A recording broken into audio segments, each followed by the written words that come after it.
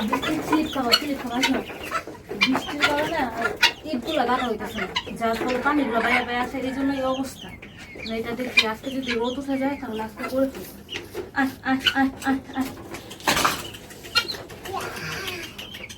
দেখ ভয় পাইয়া ওইগুলা ওই কোনায় যায় দাঁড়ায় আছে, দেখছো? ভয় পায় না হন।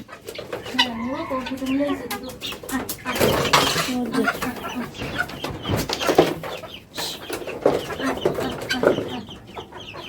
মানে ভাগ ভাগ করে দিতে হবে, নাহলে এই জোগাড় লেগে যাবে।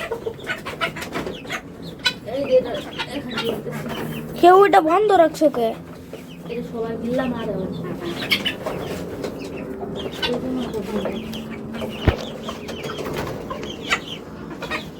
একটু দিয়ে তো।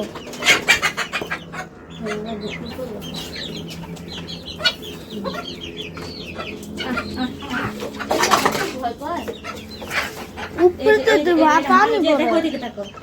এই যে ও সবাই ধরে হ্যাঁ টার্কি মুরগি যে